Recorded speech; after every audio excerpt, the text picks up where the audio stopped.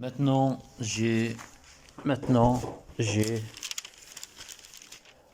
parlerai sur les menaces du président Macron contre la Russie. Le président français a menacé d'envoyer des troupes françaises pour sauver l'Ukraine, car la Russie ne doit pas gagner cette guerre, car la Russie va envahir des autres pays européens après l'Ukraine. L'Ukraine est la première station et la Russie veut restaurer les gloires de l'Union soviétique et veut soumettre les pays qui se sont séparés de l'Union soviétique comme l'Ukraine, qui voulait joindre à l'Union européenne et voulait être membre dans la coalition de NATO. Et la Russie considérait cette décision comme une menace pour sa sécurité nationale. Pour sa sécurité nationale. Car si l'Ukraine est devenue membre à NATO, les forces de NATO s'est concentrées aux frontières de la Russie et la France considère la victoire de la Russie comme un échec pour l'Europe occidentale. Et nous ne devons pas permettre aux Russes de remporter une victoire sur nous dans ce conflit sanglant, car la Russie menace la sécurité de l'Union européenne. Et la Russie a appuyé le mouvement de résistance au monde arabe et islamique. Le monde arabe, la France est un pays colonial, a créé la francophonie au monde et le pays africain sorti de la domination française par des coups d'État soutenus par Moscou. Et les opposants de Macron en France exploitent les nouvelles qui disent que l'épouse de Macron n'est pas femme, mais c'est un homme transsexuel a changé son sexe depuis une longue période.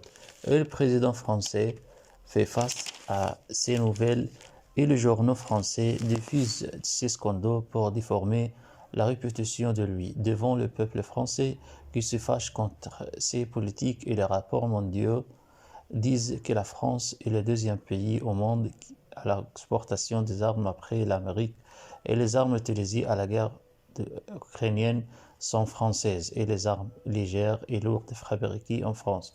La France ne veut pas que la Russie s'avance en Ukraine, s'avance surtout après que le succès que la Russie réalisait en Ukraine et les provinces que la Russie occupait depuis le début de la guerre en obligeant ces provinces d'être une partie de la Fédération russe et les présidents de ces provinces ont été nommés par la Russie. La Russie doit s'arrêter selon le président français qui fait face aux défis intérieurs comme les manifestations qui se passent chaque jour pour des demandes sociales. Les fermiers et les ouvriers français protestent pour lever le minimum de salaire en France et le président français refuse leurs demandes et l'économie française s'est consacrée pour l'effort militaire à cause de la guerre de l'Ukraine. La guerre de l'Ukraine qui le faisait le fou. Le président français est furieux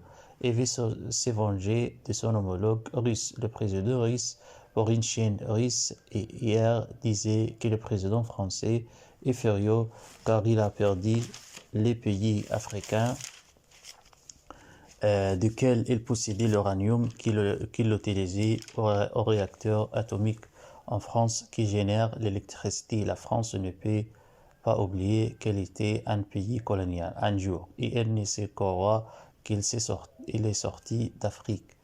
Oui, le président Macron veut se venger des Césars russes, de l'Empire russe actuel, Poutine qui humiliait la France et les Russes ont commenté sur la décision du président français qui promettait d'envoyer des troupes à l'Ukraine.